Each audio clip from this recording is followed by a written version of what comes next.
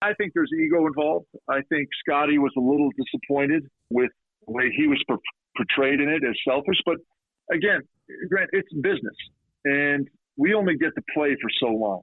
And Scotty was going through contract negotiations and wasn't happy. And he handled it the best way he thought he could handle it at the time with what he knew about his game and his situation. So he did what's best for Scotty. Would I have handled it differently? Yes, I would have. Would you have handled it differently? Maybe. But that's what business is, and we got to do what's best for us.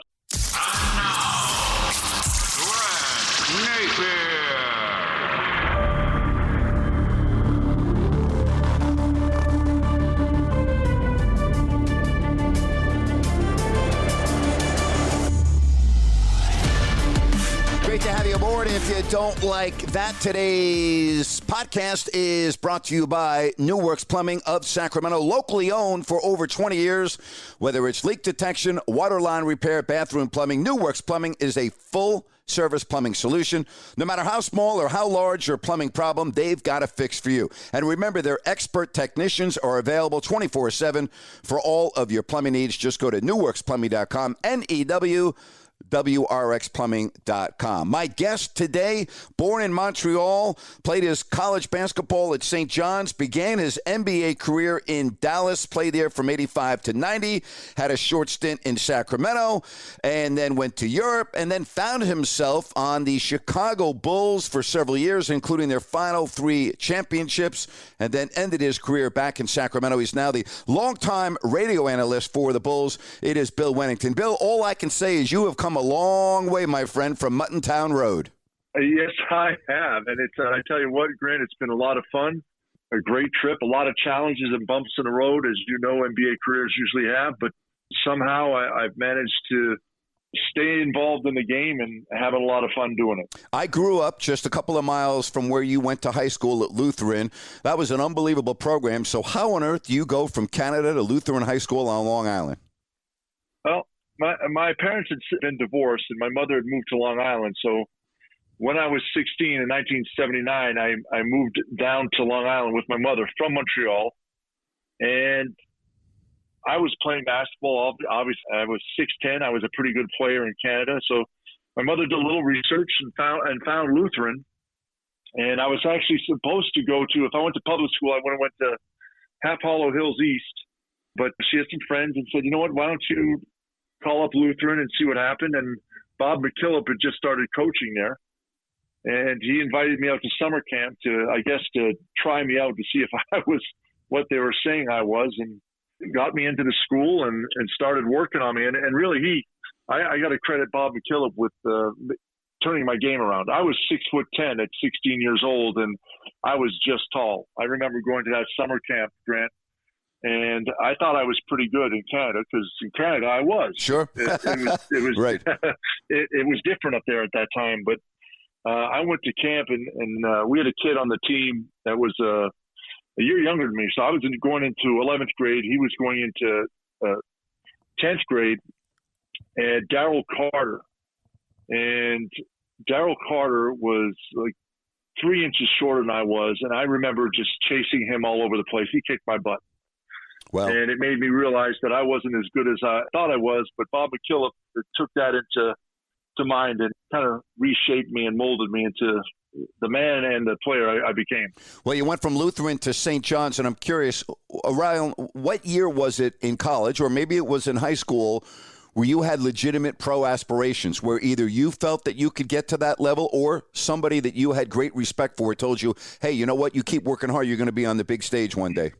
Coming from Canada, I didn't start thinking about the NBA until I got to college. And, because it just wasn't big. I thought about, before that, I was thinking about the NHL because I played hockey till I was 12, and basketball was just something I could do because I couldn't play basketball anymore. But it obviously it worked out very well. But it was probably junior year in college where I really started to think, wow, if I keep working hard and I push myself, I could maybe get into the NBA and make things happen. I used to love going to all of the ECAC tournaments at Madison Square Garden, the holiday festivals. I used to love the St. John's-Syracuse rivalry, the Georgetown rivalry, all of those great moments playing at Madison Square Garden. What's your fondest memory of being at St. John's? Obviously, playing for Lou Conasecker. He is just a great coach, father figure. Who still calls me about 4 times a year to check in and see how I'm doing. Ask me about my wife, my son Rob, and just making sure that everything's going all right, and if there's still anything he can do for me. And it's just been a really great relationship throughout the years. It's kept in touch, and that means a lot to me as a human, to have someone that cares that much about me, not just on the court but off the court, and how things been going. At St. John's, though, playing at Madison Square Garden in the Mecca of basketball, it was phenomenal. And especially for a kid coming from Montreal and not seeing basketball that way, and going to the Garden, and especially the seasons that we had at St. John's being so well. We were New York's team in 1985 when we went to the Final Four. The Knicks weren't playing well. The Rangers weren't playing that well that year either. So we had 20,000 St. John's fans at Madison Square Garden every time we played. And obviously the Big East was huge back then, with Georgetown, Syracuse, Providence, Boston College were big names back then.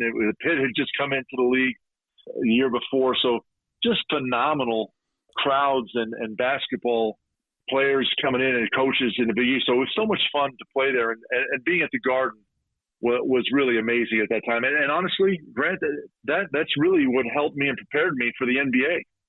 You end up in the NBA for Dick Motta, and while you were in Sacramento, that's when I got my first taste of Dick, and I used to call his offense the prevent offense. And it was funny because I had Spud Webb on the podcast a little while ago, and I was just talking to Spud about how frustrating it was for a guy like Spud who just loved to run up and down the court. Dick would yell at him, if you took a shot, if there was anything more than 4 or 5 seconds left on the shot clock. But you go from St. John's into that atmosphere with Dick Motta and some of the players they had on that.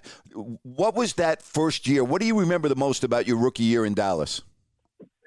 Well, I remember rookie year. Now, that year, Detlef Schrempf was drafted in the first round, 6th or 7th pick.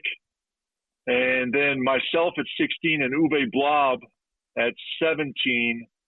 And then we had Harold Keeling and a couple other guys that came into camp. I remember back then, Grant, there were like 10 rounds in the NBA.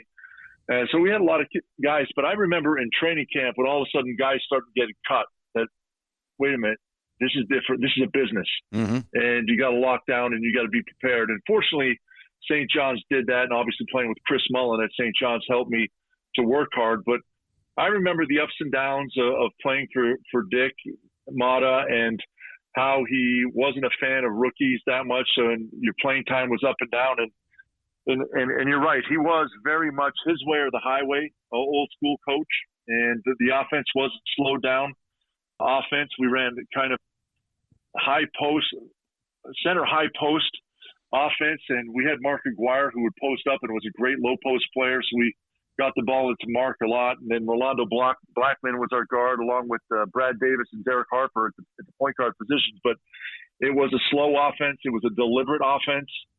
And I certainly understand, Spud, when you come from a program or a player that gets up and down the floor, that it could be very frustrating to play in that system. And then you end up in Sacramento for a very short period of time. So I got to ask you, did that one experience of Sacramento force you out of the NBA over to Europe? Was it such a bad experience that you're like, the hell with this, I got to leave the country and go play in freaking Italy for a couple of years? Well, I'm gonna be honest with you. That is the first and only year that I lost in my career. It was frustrating. I don't like losing, and it was difficult. If you remember that year, Grant, we won 25 games and only 1 game on the road. Oh, I remember. Hey, let me stop you there. You probably are not aware of this because we were on that Bach 111, right? And it was the first year that the Kings had their plane. And I'll never forget this. The last road game of the year, we're walking off the plane up front, and Dick goes, and then you're right. The Kings were 1-40 on the road that year, and we're getting off from our last road trip, and Dick goes, "Damn, it's Damn good thing we had our own plane this year. We may have gone 0-41 on the road. And I was just like, me and Gary Gerald, and you remember Jonesy, Bill Jones, we were just laughing our asses off when Dick said, man, it's a good thing we had our own plane this year. We may have gone 0-41. Oh, my God. Hey, listen, the Kings actually, because it carried over 2 seasons, ended up losing 43 consecutive road games. So I'm with you. For someone like yourself, and most guys hate losing, but that had to be the worst experience you could ever imagine. It really was. And I got traded for Rodney McRae and a couple of draft pick or something. And Dick brought me over to teach the other guys his system and kind of have me as a guy that knew the system and could run it. And I think Eric Lechner was there. Ralph Sampson was there. Obviously, Wayman Tisdale was there, a great player. And he wanted me to run his offense because he knew what I was. I mean, he knew I was a guy that was going to come in and run the offense and execute things properly. And I remember I started off the season. I was starting. And about 10 games in, he's after a game, he sits us down and he's lambasting or basically just killing us in the locker room. And he starts going through the locker room and pointing at every player why they're there and what they're supposed to be doing. And he gets to me, he goes, Wennington, I traded for you. I just got you here because I wanted you to help these guys learn the offense. You're not even supposed to be playing, but God damn it, you're the best center I have right now. And you're all I got. I'm like, oh no! Thanks for the vote of confidence, coach. And then it was a few games later, we weren't doing well. We were in Houston, and he changed the lineup and he started playing all the rookies: Dwayne Coswell, Lionel Simmons, Anthony Bonner. He said, "You know what?" And he told us the locker room, "I'm making a change because I might as well play the guys that are going to be here next year." Wow. And I still played. I got in games, but he started, relying on the young guys and started to really try to develop the younger guys to get them in and hopefully get them going. So, but it was tough. And it's hard to lose that much. And we had guys on the team that had been there for a few years and hadn't won. And unfortunately for them, I don't want to say they got used to it or accepted it, but it was just much more tolerable for them. And it really wasn't for me. So when the Kings decided they didn't want to offer me an extension, I thought about it. And the New York Knicks at the time were the only other team that were interested in me going to camp. But I got this offer over in Italy. And it was a guaranteed deal for 2 years. And I said, you know what? My wife, Ann, is pregnant. And, I'd already played 6 years in the NBA. And at the time, 6 years was kind of the average career for an NBA player. I said, who knows what's going to happen? I might as well take the money and see what happens. And I went over to Italy for 2 years, and it worked out. It helped me regain the love and the passion for the game, because it was honestly going over to Italy. It was almost like going back to college with the level you're playing at. But yes, there were some great players over there that I played against, but overall the talent level is not the NBA, and it's a much more structured. You play 2 games a week, and it was almost like going back to college. So I really got the love of the game back, the passion that I'd lost in Sacramento that first year. And it had nothing to do with Sacramento. Sacramento's a great city. I loved it. Actually, I tried like heck after my second stint to stay in Sacramento because I liked it so much. But and also playing over in Italy, Grant, it helped my game because you're allowed to touch the ball off the rim. So it really got me playing much more aggressively offensive rebounding. And it got me doing a couple things different and helped me mature as a player as well.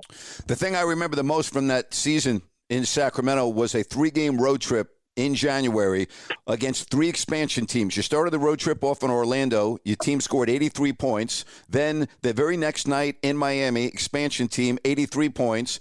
And then 2 nights later in Charlotte, expansion team, you lose 101-59. And if you remember, we flew home right after the game, and Dick had quit on the plane ride. And the story has it that you guys, when I say you guys, the players on the back portion of that small little jet, talked him out of it. And I've never asked anyone on that team until now, why the hell did you talk Dick out of quitting? You should have just let him quit. Yeah, but you know what, though? And if you're a player, and Grant, you know this too, coaching changes mid-season are never good. That's true. Very true. Not in the middle of the season. The next year, maybe it works. But if the coach leaves in the middle of the season, you're basically throwing that season away. Do you remember? Do you remember that though on the plane? Do you remember that night? Yeah, I don't remember specifics, but I remember him not being happy and being on the plane and going up and saying, "Hey, coach, come on. We know it's bad. We got to figure something out." And I think that's what kind of brought on things where he started to make some changes. But unfortunately, you had a different team there, a team that was kind of not a defense-oriented team. It was offensive. I mean, Wayman Tisdale is one of the best offensive players I've ever played with, and just had so much talent in the low post. And we had a lot of young guys, and it was tough. You're playing against some good teams, and you remember the NBA back then, especially in the Eastern Conference, was physical as heck.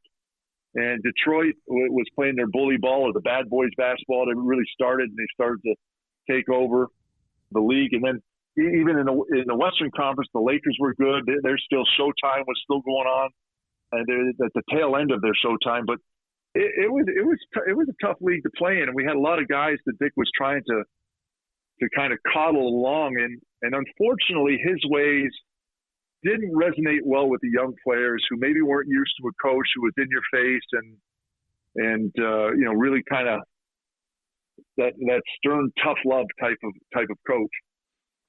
You go to Europe. You talked about playing over there. Had you given up on returning to the NBA, or was at that point of your life, you talked about your wife, you talked about the guaranteed money, everything else, and it was, okay, we're going to do this. But at that point, when you were in Europe, did you still have aspirations in playing in the NBA at one point? Yes, I definitely did. And I figured I had to go, let's take the guaranteed money right now and go over there and play. And it was tough. It was different. I knew one player a little bit over there. It was Gusto Benelli, who was the starting center on the team before I got there.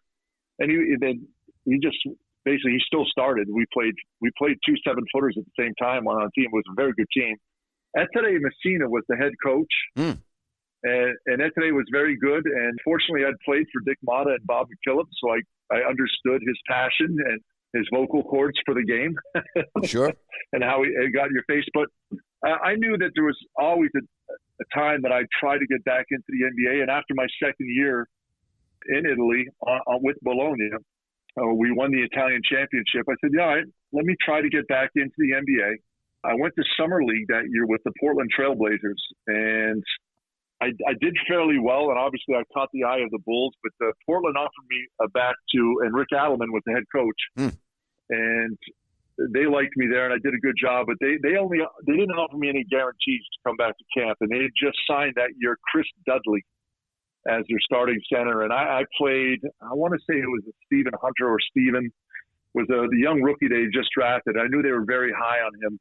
And I played well, and I thought I outplayed Steven, but he was the first round draft pick, and I knew Chris Dudley was going to play. They want to try and bring this young kid along. So Chicago offered me a 1-month guaranteed contract, so I took that. And I tell people now, it's like I came in on a 1-month contract. I'm like the thing that wouldn't go away because they can't get rid of me. I'm still there. Hey, you talk about Chris Dudley, worst free throw shooter. Still there. Chris Dudley, worst free throw shooter I've ever seen. I mean, gosh, it was painful watching him shoot free throws, wasn't it? Yeah, it really was. And it wasn't like people talk about Dennis Rodman not shooting free throws. And Dennis just didn't care. When we were playing a game in Chicago and Dallas Mavericks came into town and Don Nelson was the head coach, and they started doing a hack-a-shack to Dennis Rodman. I think he made, like 14 of 16 foul shots that game.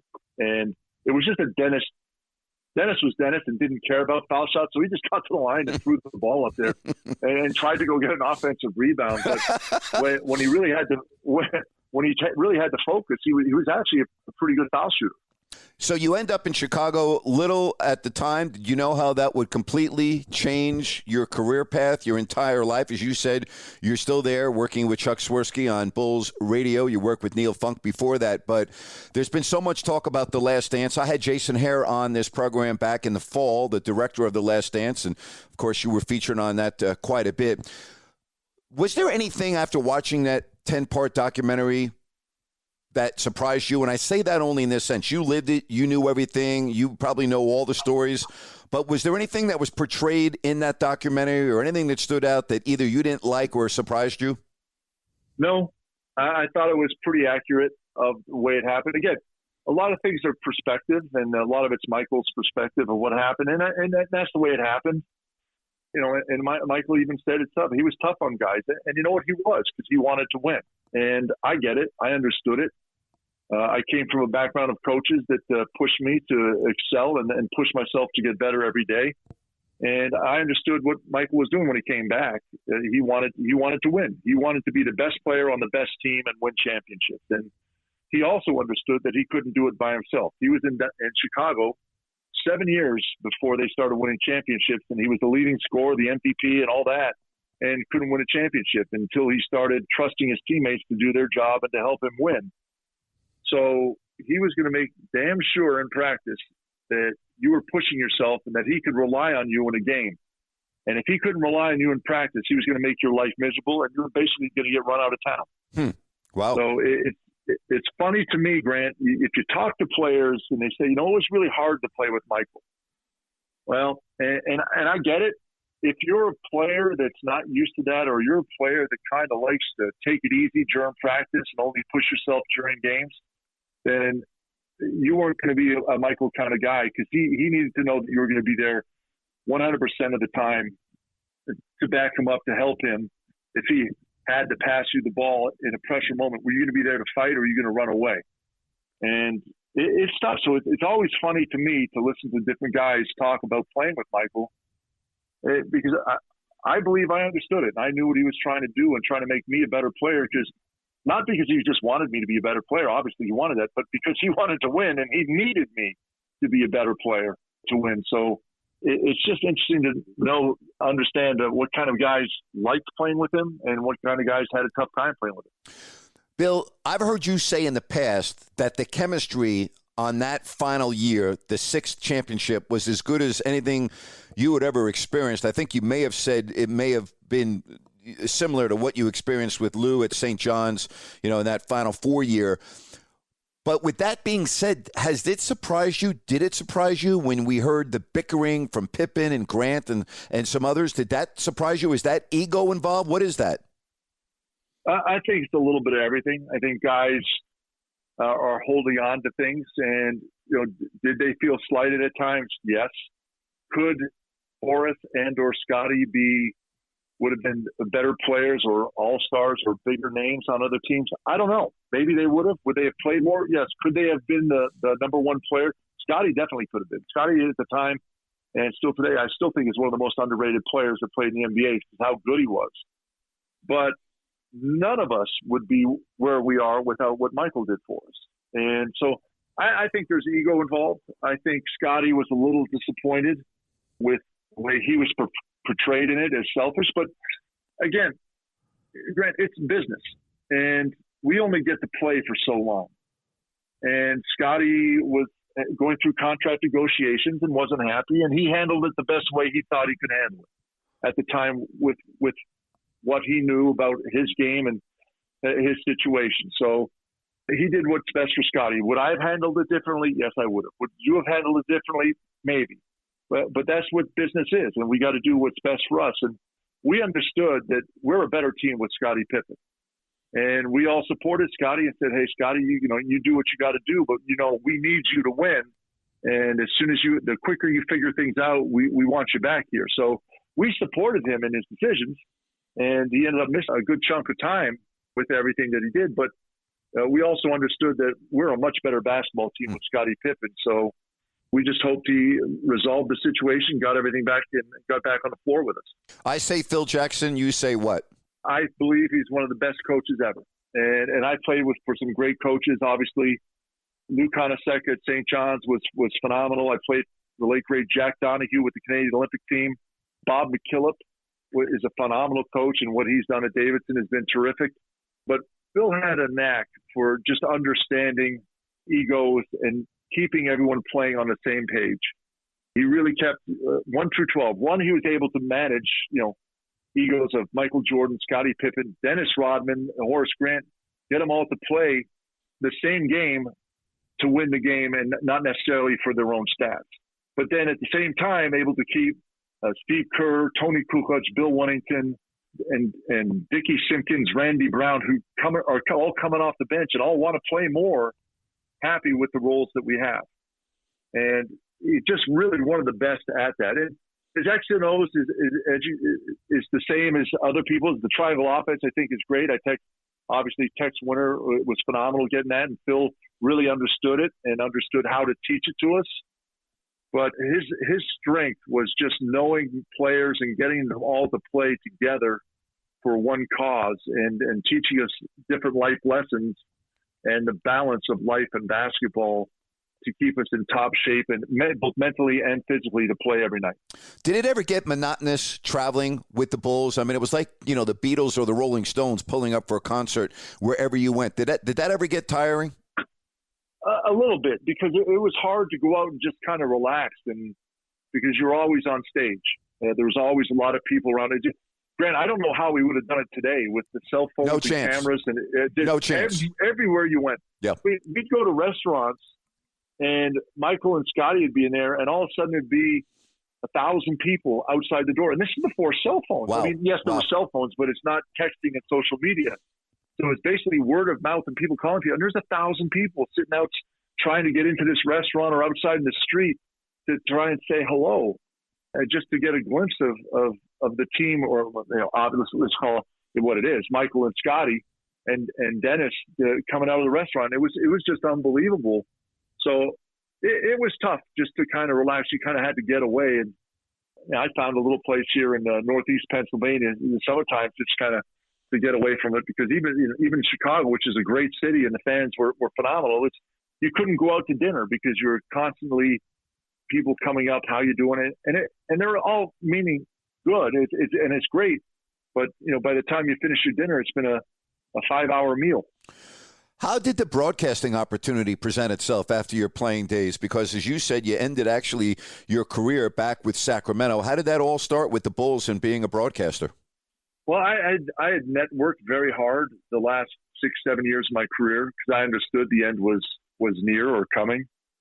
So in Chicago during those championship years, I just made myself available to everyone. Everyone in the organization, if they needed a player or someone to do something, I would do it.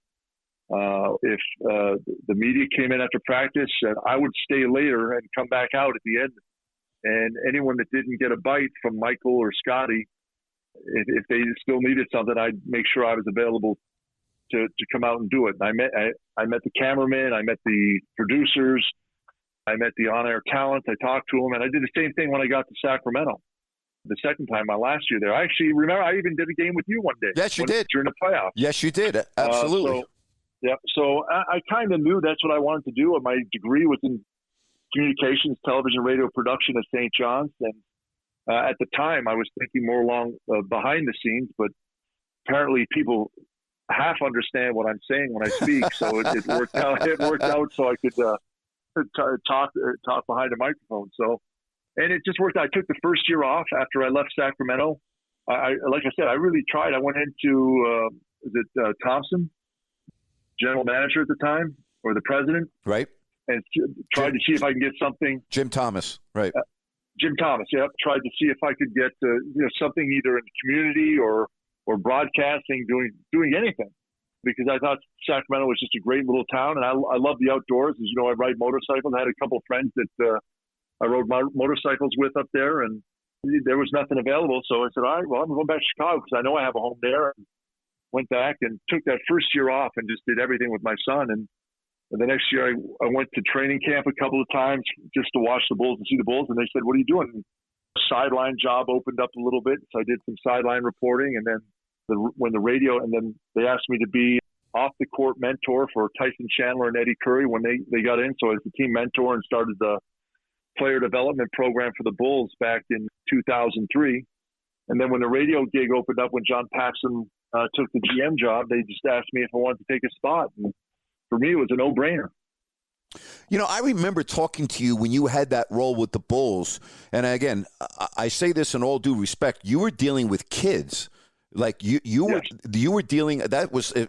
I mean, I was blown away when you mentioned some of the names on that roster and how young they were and how raw they were and how. And again, I'm not being disrespectful. They were as far as the word professional as you could be because they didn't know any better. And you really were the guy that helped them bridge from their childhood, adolescence, and again, I'm not exaggerating here, into being professionals.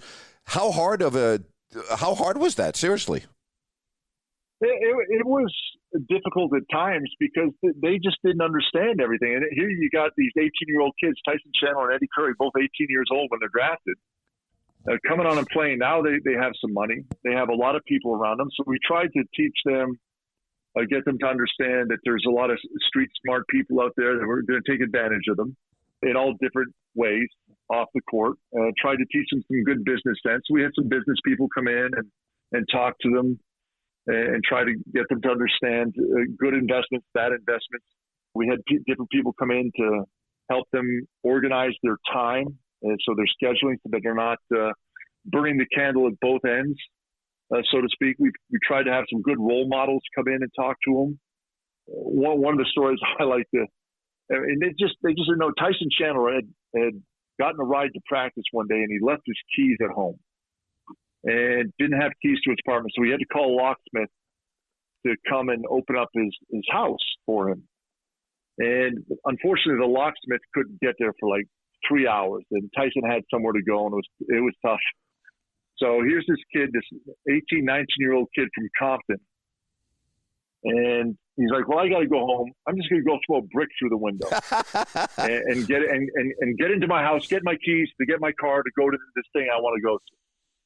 I'm like, Tyson, no, let's not do that. I said, let's go. I'll take you over. Let's go. And we'll see. Maybe you left the window open. So we drive over, and all the doors are locked. All the windows are locked. And he's like, ah, man. And he goes, and he's starting to look in his bushes. And I said, what are you doing? He pulls out this big brick. And he starts to want. I said, what are you doing? He said, I'm just going to throw it to the window. I said, Tyson, that's not what you do. I said, oh, hold on a second. I said, and I didn't want to do it. I said, all right, let's see what we can do.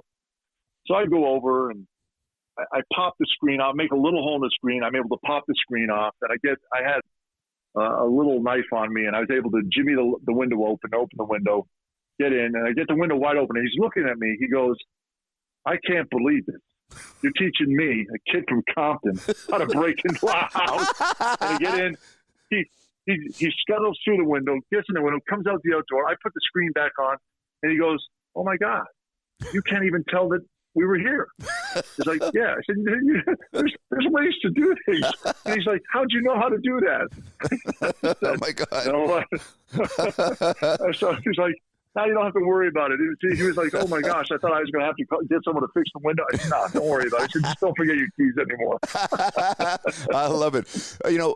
Last thing here, I had Robbie Gold on the podcast, and he talked just about the love of Chicago. He still obviously lives there in the offseason now. And being in a city that is so vibrant with sports, like yourself, Robbie loved the Bulls, the Blackhawks, huge Cubs fan. The experience that you've had, I mean, you were the creme de la creme with the Bulls, but I actually worked in Central Illinois. I worked in Decatur when the Bears won their Super Bowl. So I know I was around for that experience, and I couldn't believe that. Do you pinch yourself sometimes? And I really mean that when you look back at everything and the fact that you're still in that amazing sports city and all of the great experiences that you've had? Oh, Grant, every day.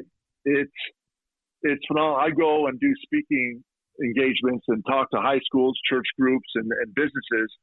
And, I start off with, obviously an introduction, but then I say, the reason I'm here is because the Bulls won 3 championships and I was part of that. I'm not in Sacramento. And I love Sacramento. I'm not in Sacramento. I'm not in Dallas, where we had both good teams. Dallas, we had a great team, went to the Western Conference Finals in 1988. But I'm not there. I'm in Chicago because I was part of those teams. And what that has done for me to be a part of it is absolutely amazing. And I'm honored to have been a part of it. I am happy for the coaching that I had earlier on in my career through high school and college that prepared me and taught me to work hard so that could happen. But every day I know that being a part of those teams has kept me employed in this game, and it's a great game to be a part of. And say what you want about the changes of the game, and I don't agree with all of them. I don't like the game as much as I used to like it, but it's still a phenomenal game. It's a great sport, and it's just great to be a part of it. And, you know, it's all about timing. Mm-hmm. You see players come and go, and for some reason on one team they don't do so well, and all of a sudden they get to another team and they have great careers because it's just about being in the right place at the right time. And I like to think it's everything is I control everything, but that's not the way it is. And I like to quote Winston Churchill once said, he goes, "I find the harder I work, the luckier I get." And it's true. You work hard, you can get luckier, and there is luck involved in everything you do.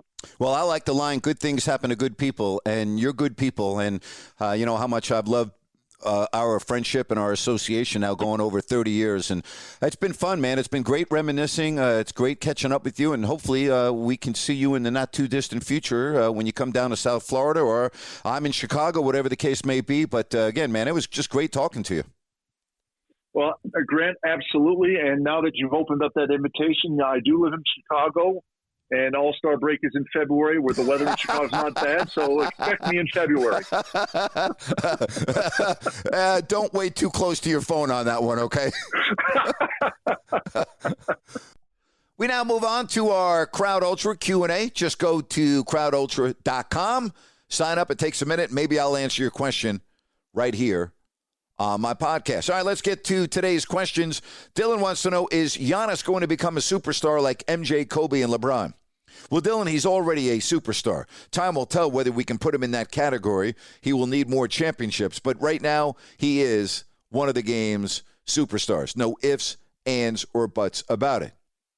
All right, Eric asked, what's your opinion on whether the A's and where they will go given the lack of support from the city of Oakland to keep them? Love the podcast. Eric, I keep on hearing Vegas, Vegas, Vegas. It doesn't seem to me like the city of Oakland is going to be able to work this out. They lost the Raiders, they lost the Warriors, and now it looks like maybe the A's are the next to go. And, Eric, what a shame that is. What an absolute shame. I don't know for sure what's going on within the walls of the negotiations there in the city of Oakland, but it does not look good. Willie wants to know, have the Olympics added too many events? Yeah, probably, but it doesn't bother me. Does it bother you? I mean, why not keep the dreams and aspirations of young men and women alive in sports that are less promoted, less publicized, lesser-known sports? It doesn't bother me. I'm fine with that. Kevin asked, are you surprised Deshaun Watson is reporting to training camp? No, I'm not. I mean, he has not been suspended by the league or the Texans. He has signing bonuses, or not signing bonuses, bonuses to report, things of that nature. So, no, I'm really not surprised that he reporting to training camp. All right, I got a couple of questions here. They're kind of on the same topic, so I'm going to lump them in. Pat asked, how do you feel about the NFL fining unvaccinated players $14,000 for violating protocol? Duncan asked, what's your take on the Vikings assistant Rick Dennison being fired for refusing COVID-19 vaccine? Nick says, do you expect players like DeAndre Hopkins to stop playing over the NFL's vaccine stance? Hey, this is the new norm. Just like we went through the new norm after 9/11. And we're still dealing with that nearly 20 years later. So we're in year 2 of the pandemic, and things are different in our lives. We learn how to deal with this. And now comes different rules and regulations and what employers can and cannot do.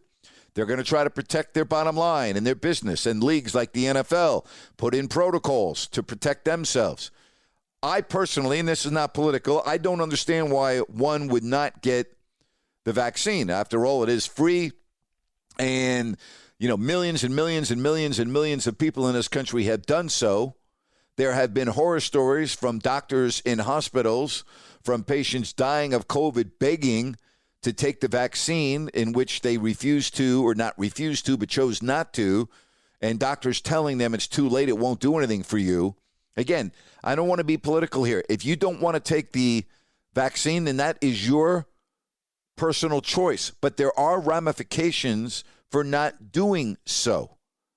And, you know, if DeAndre Hopkins really doesn't want to play in the NFL because he's against taking the vaccine, then don't play. Forfeit your money. forfeit your contract and don't play. It's as simple as that to me. Alex wants to know, do you think Steve Nash's career has been largely forgotten about? No, I don't think so. I mean, I think anyone that watched the NBA during that era understands that Steve Nash was one of the best players in the NBA. Minus a championship, but there are many great players that didn't win championships. All right. Chase asked, have you ever talked to Fred Warner? He seems like a great guy. I have not. I've heard that, and congratulations on his mammoth deal. Stephen asked, do you agree or disagree with Jason Whitlock saying LeBron is to blame for no one caring about the USA basketball team and that they stink? I don't agree with that. I do agree that LeBron has done a lot of damage to professional basketball in this country. I believe his hypocritical ways, I think, has turned off a lot of people. I've talked to many people that have told me that. You know, I always go back to Mitch Albom, silence is compliance, but you can't be selective with your noise, not against hate. Well, LeBron is selective with his noise. He's hypocritical. And for someone that's got over 50 million followers on social media and thinks that he's judge and jury and, you know, has got all the power in the world, well, he may feel that way, and he may be very influential to a lot of people, but he's done a lot of harm, in my opinion, to professional basketball in this country. All right, let's move along. Casey wants to know, does trading Buddy Hield to the Lakers for a package, including Kyle Kuzma, sound good to you? Casey, stay tuned for Grant's Rant. Ian wants to know, what do you think is the cause of the USA basketball team losing their first game since 2004? I don't think they take it as seriously as other countries around the world. I mean, look at all the players in the United States that are among the best players in the league. They're not playing in the Olympics. I think it's just this country doesn't take it anymore. They used to. And I know Jerry Colangelo would disagree with me, the chairman of USA Basketball and guy that I have a lot of respect for. I just don't think the players take it as seriously as players from other countries. I may be wrong, but that's just, you know, my opinion. Bryce wants to know, knowing of Sean Bradley, Mark Eaton, and Greg Knapp's tragic accidents, do you think riding a bike on the street should be seen as dangerous? Bryce, this is hard for me to answer because I don't own a bike. And I will tell you that Greg Knapp is somebody that I met, one of the very first people I met on the football field at Sacramento State when I moved in 1987. I have and had so much admiration and respect for Greg. I ran into Greg Knapp. He was visiting a friend, and I ran into him at the Lifetime in Folsom right before the pandemic started. And I saw him at the gym, and we had a really nice chat. And we were talking about life. We were talking about where he was at in his life. He was on his way to Tahoe to visit friends for the weekend, he and his wife. And we talked for really probably 20 minutes. And at the end of the conversation, he said, hey, anytime you need me, you got my number, just give me a call. And I said, hey, Greg, it's great seeing you, and thank you very much. And that's the last time I saw Greg, the last time I spoke with him. Bryce, I will say this. Again, I don't own a bike, so I'm not maybe the right person to answer the question. I think being on a bicycle is a lot more dangerous than it ever was, for the mere fact that there are so many people that are on their cell phones and are distracted when they're driving. Okay? So I put 2 and 2 together, and I come up with 4. I use common sense. It's not going away. Cycling is very popular, especially in many other countries around the world where it is the most common form of transportation. But yeah, I got to believe it's more dangerous now than it's ever been. Dominic wants to know, where does Giannis rank all time? You can't. The guy's in his mid-20s. Let it play out. He doesn't rank anywhere all time. He's still playing. He's not even in the midpoint of his career. Sam asked, do the Warriors and Pacers, they've discussed a Miles Turner trade. How do you think that would fit in with the Warriors? I like Miles Turner. I think he's a heck of a player.